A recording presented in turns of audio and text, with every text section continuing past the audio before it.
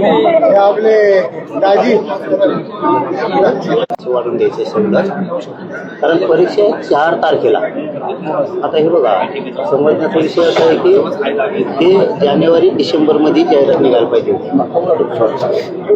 ही जाहिरात निघायला पाहिजे, तर त्यावेळेस निवडणूक होत्या.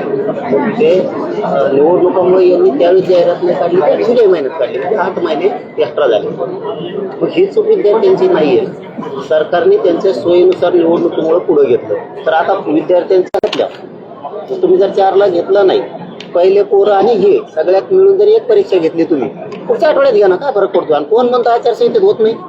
आचारसंहिता परवाची कॅबिनेटने झाली, मग कॅबिनेट होती. अडचण काय आहे विद्यार्थी? हे बघा, उद्याचे अधिकारी हो, सरकारच कोणते अधिकारी चांगला झाला पाहिजे, विद्यार्थ्यांनी शिकलं पाहिजे, आणि सगळ्या जाती धर्माचा विषय.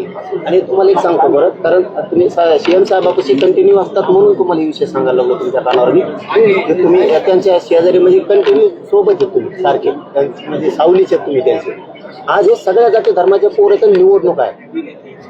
मग ही भयानक संदेश द्यायला मला नावीलाजाने ह्या पोरांच्या बाजूने उभा राहावं लागेल, आणि ज्या आजच निघणं गरजेचं आहे. कारण उद्या शनिवार रविवार, शनिवारी तर मन समजा तुम्ही म्हणल्यावर कवा जमतं, सरकार म्हणल्यावर पाठ होतं, दुपारा होतं, तिसरा बारा होतं, काही अडचण नाही. नका वाटोळ करू. माझं एक विनंतीपूर्वक तुम्हाला सांगणं आहे बाबा, नका वाटोळ करू या लेकराचं. तुम्ही साहेबाकडे जायला लागतं. इतके पोरं जमले हे की मला चक्कर याची वेळ आली, इतके ताकदीने मी पहिल्यांदा बघितले, सगळ्यात लय बघितले. पण हे विद्यार्थी जर एवढे, कुणी म्हणतं औषध पिन, कुणी म्हणते फाशी गेली, हे साधन आहे ना साहेब. एखादा लेकरू गेलं तर आई बापा शिकून काय उपयोग झाला? आणि रडायले ते लेकी बाळी रडायला. आता या नदीत बसलो ते काय पुढे कोणती नदी? मोठा नदी पात्र तुम्हाला सांगण्याचा माझा उद्देश एवढा की यांना आंदोलन करण्याची इच्छा नाही, त्रास देण्याची इच्छा नाही. पण 10 वर्ष एमपीसीचं तुमच्या एक तर माहिती कोणालाच नाही. तुम्हाला एमपीसीचं युपीसीचं सगळं माहिती झालं, आणि किती पोरांना 10-5 वर्ष अभ्यास करावा लागतो. आणि आता जर अचानक त्यांना तुम्ही ठीक, मी अर्धा 1 घंटा वाट बघ. दादा आम्ही बसलो होतो दादा, आणि एवढं दादांचे बोलणं कळायला घेता आम्हाला अशी म्हटली ते की दोन्ही बाजूंना माझ्यावर प्रेशर येते. कोण म्हणतो? सीएम साहेब आम्हाला भेटले. अरे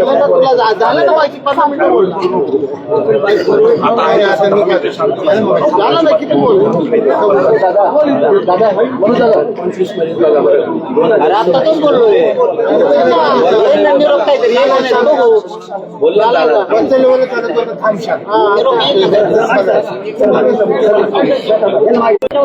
सरकारवर आमच्याकडे वाद नाही. ज्यावेळेस त्यांना त्यांचे इम्पॉर्टंट पॉईंट असतात किंवा काय असतात तेव्हा ते त्यांना हे करू शकतात. ते त्यांचे जेव्हा त्यांचं काम असतं तेव्हा ते कधी पण हे करू शकतात. आणि आमचा प्रॉब्लेम असा तर आम्ही प्रत्येक रस्त्यावर का उतरणार? आमचा हक्क नाही आहे का?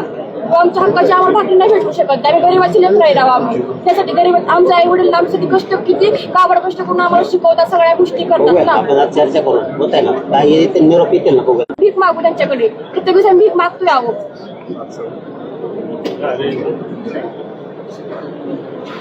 असं तर आम्ही भीक मागत राहिलो, आम्हाला कोणी किंमत पण नाही देणार.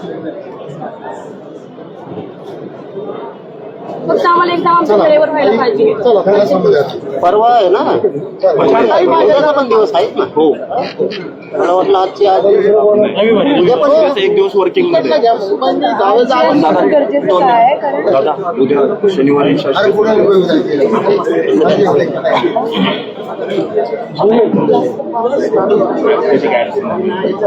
ऐका, मुलांचा जन्म मरणाचा प्रश्न आहे. प्लीज कोण आहे दादा हात जोडून विनंती तुम्हाला.